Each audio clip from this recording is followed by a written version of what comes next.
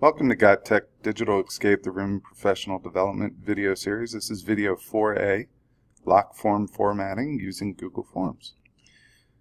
In this video, I'm going to give you a template for a lock form that you can use, and I'll show you how to format it in case you want to make your own. You can find the template on this slide right here. You could click on the lock template form hyperlink down here. You could also find it in the resources. And what we're going to do is we'll go over the different parts of the form and actually how to format each lock so it opens with only one correct answer. Alright, we could go ahead and click on the lock template form link, and it's going to force you to make a copy. Once you get into the template, you could start editing it. Since you made a copy, I just made this Odyssey lock form, and as you come down here, you'll also do it down in this area.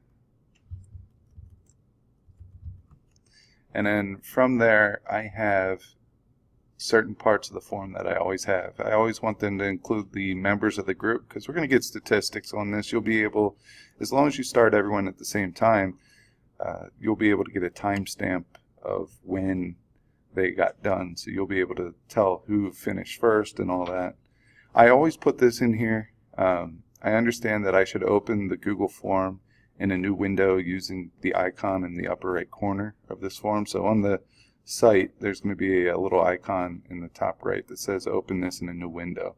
And I always do this because if students try to put the answers into the form right into the Google site, anytime they switch off of that Google site to go to a clue, they're going to lose all their answers. So I make sure that they open it in a new Google window. Let's scroll down. I always include a picture of all the different types of locks that I use, and these are really the only ones that I've ever used. Not to say that I might not add one in the future, but this kind of gives them an idea of what they're working with.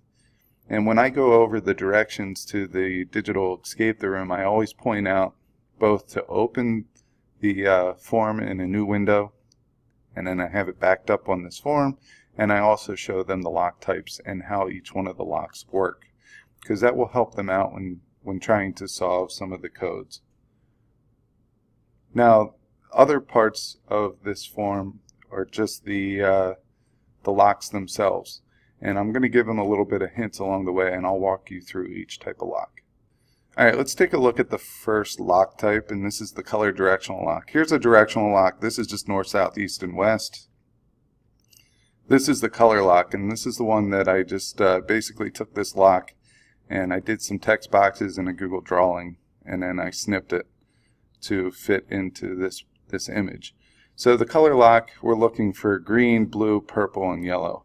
So what I would do is I would leave this the same and make sure that you're at least having a five-letter sequence, and make sure that it's all caps so we're consistent throughout the whole digital escape the room. Everything needs to be in caps in order to be considered right, because when we go format this question, we want to make sure that everything's consistent. So what I do is I give them a little answer key here. So G for green, Y for yellow, P for purple, B for blue.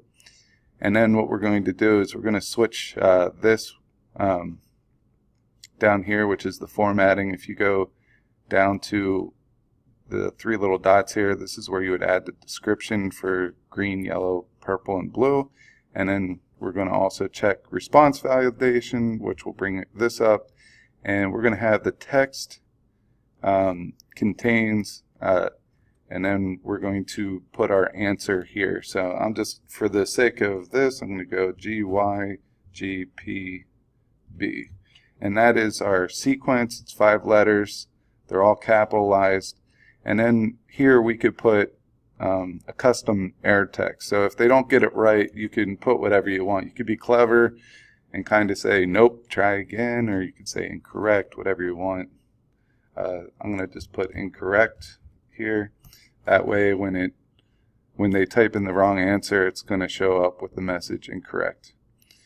You want to make sure that this is required so they can't just move on to the next question without getting the correct answer. Our next one is the word lock. So that's this. It's going to make some type of a word. We use this in the first clue. It's the secret word. You could put secret word lock. It doesn't matter. Use the letters to complete the word lock. Make sure it's in all caps. Once again, we're going to come down to here. We could add a description, but I feel like this question doesn't need one. We selected short answer because it is a short answer, and we're going to do response validation. We're going to do text again. Contains, so it has to be exactly the same, and I'm just going to put in person as the answer, and we'll just put wrong for that and make sure that it's required. So our next one is a directional lock, which is this one. That's north, south, east, and west. For this lock, I put it's the directional one so they know what it is. They're going to use the letters below to create a 5-letter directional sequence, all caps. For this one, we'll come down to here, do both description and response validation. In the description, I put a little key, N equals north, S equals south, E equals west, or E equals east, W equals west. It is a short answer. I'm going to change this once again to text, and it contains north, south, east, west, south is the answer. I'll put try again this time, just a little variance, and I'll make sure it's a required question. Our next lock is the number lock. Alright, so we're looking for a number here. Pretty much the same way. We bring this down, use the numbers to complete the correct number sequence. We'll go down here. I'm going to put a description there and just put 6 numbers. And then what we'll do is we'll come down here. It's already on number.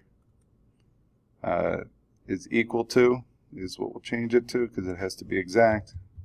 We'll put a 6-digit number in there. Incorrect. Make it required. And that's all we have to do for our number lock. The last one is the number letter lock. Alright, so if you get something like this that we have both letters and numbers, what we're going to do is we are going to make it a short answer. You can put a description in there and just say 6 characters long. And here we're going to leave it as text because if it's a number, it's just going to, oops, that's the length. Let's go back to the number.